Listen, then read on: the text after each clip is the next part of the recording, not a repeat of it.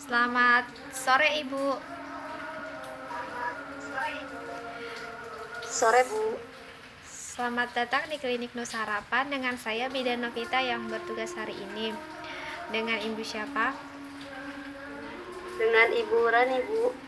Baik Ibu Rani, sesuai janji kita kemarin, hari ini saya akan memberikan konseling tentang KB implan ya Bu.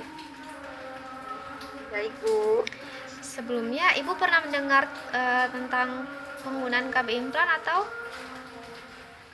belum ya Bu? Belum Bu. Baik, jika belum, di sini saya akan menyampaikan apa itu implan, efek samping dan cara penggunaan dan lain-lainnya ya Ibu. Baik Bu. Jadi KB implan itu Bu metode kontrasepsi yang dimasukkan pada bagian di bawah kulit ya Bu, yang hanya mengandung progestin dengan masa kerja yang panjang, dosis rendah dan reversibel untuk wanita. Dan untuk jenis-jenis implannya sendiri itu ada 4 jenis ya Bu. Yang pertama, Norpal itu terdapat 6 kapsul, dia berisi hormon levonorgestrel, daya kerjanya itu 5 tahun Bu. Dan untuk Norpal 2 yang isi 2 batang, berisi hormon levonorgestrel, daya tahannya itu 3 tahun ya Bu. Dan untuk yang berisi 1 batang berisi hormon ST 1435, daya kerjanya 2 tahun. Dan untuk yang 1 batangnya berisi hormon 3 ketodesogestri, daya kerjanya itu 2,5 sampai dengan 4 tahun ya Bu. Baik Ibu, selanjutnya saya akan menjelaskan tentang keuntungan KB ya Bu. Keuntungan KB menurut kontrasepsi ya Bu. Yang pertama itu daya gunanya tinggi, perlindungannya dalam jangka panjang sampai 5 tahun. Kemudian pengambilan tingkat kesuburan yang cepat setelah pencabutan, tidak memerlukan pemeriksaan dalam, bebas dari pengaruh estrogen, tidak mengganggu kegiatan senggama dan tidak mengganggu ASI, serta klien hanya perlu ke klinik bila ada keluhan. Dan implan dapat dicabut setiap saat sesuai dengan kebutuhannya Ibu. Dan untuk keuntungannya menurut non kontrasepsi, yang pertama itu mengurangi nyeri haid, mengurangi jumlah darah haid, mengurangi atau memperbaiki anemia, melindungi terjadinya kanker endometrium, menurunkan angka kejadian kelainan jinak pada payudara, melindungi diri dari beberapa penyebab penyakit radang panggul, dan menurunkan angka kejadian endometriosis. Dan untuk kerugian dari penggunaan KB implan ini Bu, ada yang pertama itu tidak memberikan efek protektif terhadap penyakit menular seksual termasuk AIDS. Yang kedua, membutuhkan tindak pembedahan minor untuk insersi dan pencabutan. Yang ketiga, aseptor tidak dapat menghentikan sendiri pemakaian kontrasepsi ini sesuai keinginan, akan tetapi harus pergi ke klinik untuk pencabutan. Yang keempat, dapat mempengaruhi baik penurunan maupun kenaikan berat badan. Yang kelima, memiliki semua resiko sebagai layaknya setiap tindak bedah minor seperti infeksi, hematoma, dan pendarahan. Yang keenam, secara kosmetik, susuk Norplan dapat terlihat dari luar. Yang ketujuh, pada kebanyakan klien dapat menyebabkan terjadinya perubahan pola daur haid ya Bu. Nah, dari perubahan pola daur haid ini terbagi menjadi 3 ya Bu. Yang pertama, biasa pendarahan bercak atau keteraturan daur haid. Yang B-nya hipermenora atau meningkatnya jumlah darah haid, atau lasimnya berkurang dengan sendirinya setelah bulan pertama masa penggunaan. Yang C, amenorea lebih dari 20% untuk beberapa bulan atau tahun. Yang kedelapan, timbulnya keluhan-keluhan yang mungkin berhubungan dengan pemakaian susuk atau Norplan seperti nyeri pada kepala, peningkatan atau penurunan berat badan, nyeri payudara, perasaan mual, pusing atau pening kepala, perubahan perasaan atau kegelisahan, dermatitis atau jerawat, dan hirsutismus.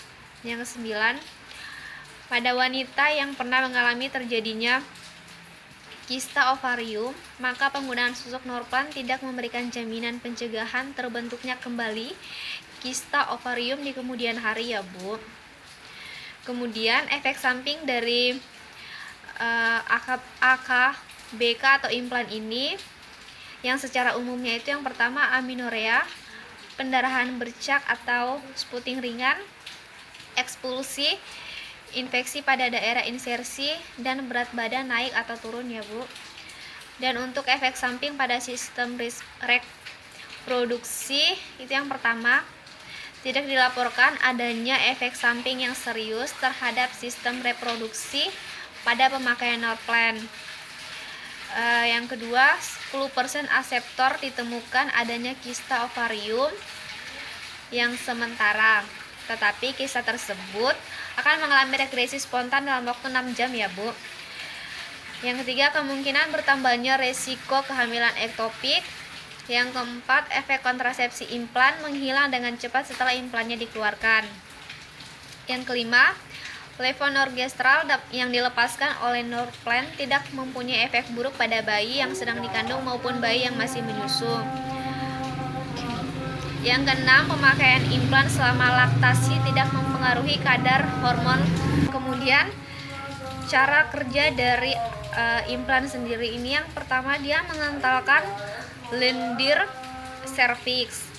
Yang kedua, mengganggu proses pembentukan endometrium sehingga kulit terjadi implantasi.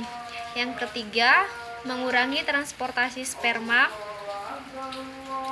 Dan yang terakhir itu menekan ovulasi ya Bu. Dan waktu pemasangan yang tepat untuk implan, yang pertama, setiap saat selama siklus haid pada hari kedua sampai hari ke-7, tidak diperlukan metode kontrasepsi tambahan. Yang kedua, insersi dapat dilakukan setiap saat asal diyakini tidak terjadi kehamilan. Bila insersi setelah hari ke-7 siklus haid, klien jangan melakukan hubungan seksual atau menggunakan metode kontrasepsi lain untuk 7 hari ya Bu. Dan yang ketiga, bila klien tidak haid, insersi dapat dilakukan setiap saat asal diyakini tidak terjadi kehamilan. Yang keempat, bila menyusui antara 6 minggu sampai dengan 6 bulan pasca persalinan. Yang kelima, bila setelah 6 minggu melahirkan dan telah terjadi haid kembali, insersi dapat dilakukan setiap saat. Yang terakhir, dan bila klien menggunakan kontrasepsi hormonal dan ingin menggantinya dengan implan, insersi dapat dilakukan setiap saat. Dan bila kontrasepsi sebelumnya adalah kontrasepsi suntikan, implan dapat diberikan pada saat jadwal kontrasepsi suntikan tersebut. Selanjutnya, bila kontrasepsi sebelumnya adalah kontrasepsi non-hormonal, dapat dilakukan pada haid hari ke-7. Dan yang terakhir, pasca keguguran, implan dapat segera diinsersasikan. Selanjutnya Ibu, saya akan menjelaskan tentang pemasangan AKBK atau implan ya Bu.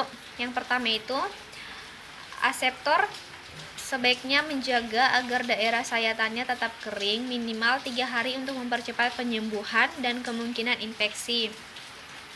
Yang kedua, setelah pemasangan, aseptor dapat langsung bekerja. Jadwal pemeriksaan ulang yaitu 1 minggu setelah pemasangan implan bila ada keluhan, setahun sekali, dan bila aseptor pindah alamat. Beritahu ibu kapan boleh berhubungan dengan suaminya, yaitu 24 jam setelah pemasangan ya Bu.